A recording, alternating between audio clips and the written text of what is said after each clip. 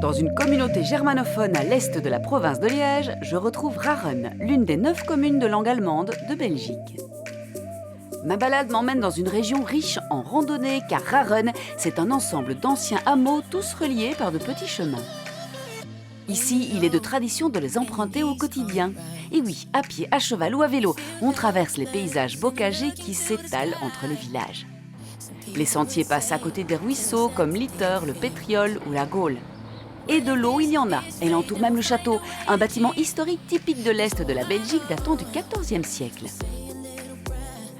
Pour l'heure, je suis Alfred, bientôt octogénaire. Ce Rarenois de souche a décidé de me faire découvrir, avec sa petite reine, une autre richesse historique.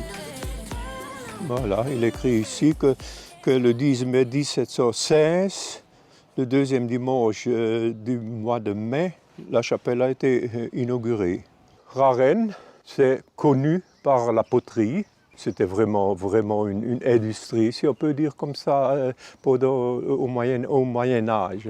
Mais au Moyen Âge, c'était 2 villages, c'était Raren et Naudorf. Alors au XVIIIe siècle, on a construit l'église paroissiale, on a mis l'église entre les 2 communes. Et après un certain temps, évidemment, tout le monde construisait tout plus près de l'église, et maintenant c'est devenu un grand village. Nous quittons ce joyau de silence pour les signes blancs du donjon médiéval. Entourée par des douves, la maison Raren a gardé son caractère original de sa construction au Moyen-Âge. Bon, eh bien, direction l'ancienne gare de Raren. Avec Alfred ici, on a un peu l'impression d'être hors du temps avec ce vestige du réseau ferroviaire, témoin muet d'un passé glorieux. Nous sommes en selle sur un tronçon de Ravel reliant Aix-la-Chapelle et Trois-Vierges sur 125 km. C'est l'une des plus longues pistes cyclables aménagées sur une ancienne voie ferrée en Europe. À nous les paysages des Hautes-Failles.